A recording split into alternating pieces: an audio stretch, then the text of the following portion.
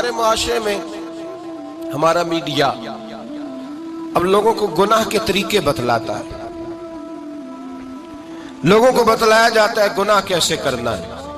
वो कसूर के अंदर एक गिरोह पकड़ा गया जो इस तरह की बदकारियां करता था। वो क्या करते थे, कैसे इंजेक्शन लेते थे, किस कोठड़ी में क्या करते थे, सब दिखाया गया, सब दिखाया जाता है, एक एक जुर्म की दास्तानें।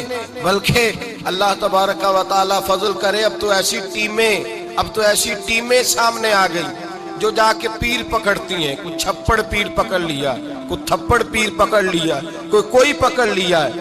इनको ये भी तो एहसास होना चाहिए कि ये पीरी मुरीदी एक मुकद्दस शोबा है, ये रसूलुल्लाह की विरासत है। जहां तुम ये बात बयान करते हो कि ये थप्पड़ पीर मिला है, वहां ये क्यों नहीं बयान करते? एक पीर ऐसा भी है दुनिया में जो अजमेर के टिल्ले पे बैठा है और 90 लाख को कलमा पढ़ा के मुसलमान कर गया है। ये चीज तुम क्यों बयान नहीं करते? और फिर तुम पता नहीं किसको पकड़ के ले आते हो, न जाने कौन जाहिल था, अल्लाह जाने कौन था। तुम आओ मैदान के अंदर, हमारे सामने बैठो, हम तुम्हें कराची से लेकर खैबर तक लाखों खानकाहें ऐसी दिखाएंगे जहां आज भी खुदा का नाम लिया जाता है और मोहम्मद रसूलुल्लाह का दीन पढ़ाया जाता है। तुम लोगों को गुमराह करते हो, तुम लोगों को बतलाते हो कि ये सारे इस तरह के होते। वो पता नहीं कौन बदमाश था, गुंडा था, कौन बेदीन था जिसको तुमने पीर बना के लोगों के सामने रखा। हम पीर उसे मानते हैं जिसके एक हाथ में खुदा का कुरान होता है और दूसरे हाथ में मोहम्मद मुस्तफा का फरमान होता है। तो ये याद रखिएगा, याद रख। और हम कभी कमजोर नहीं पड़ते किसी जगह। हमें कुछ शख्स आकर के बतलाता है वो फलां बाबा पकड़ा गया, हम कहते हमारा नहीं है, वो जिसने पकड़ा उसी का था, उसी का था जिसने पकड़ लिया है। और जो उस पर तनकीद कर रहा है वो उसी का है। झूठ बोलते हैं लोग, झूठ बोल, बददियानती का मुजाहरा कर, जुल्म करते हैं।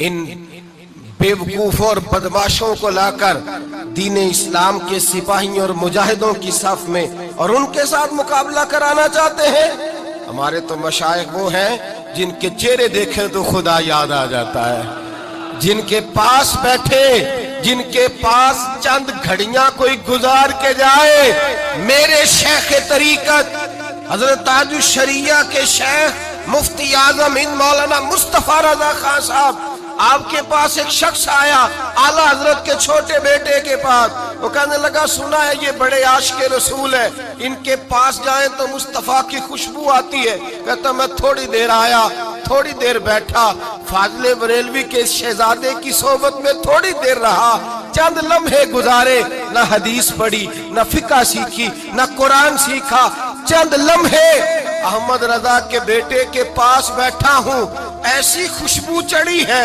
घर जाते ही जुबान पर दुरूद ही जारी रहा है। सोने लगा हूँ तो दुरूद जारी, खुशबू जारी, सलाम जारी। मेरी आंख बंद हुई है तो मुझे मदीने वाले महबूब का दीदार नसीब हो गया। नशे ही है, अपनी फोटो लगा लेना, सारा दिन उसी को देखते रहना। और बड़े बड़े सियाने बंदे जो वज़ादार हैं,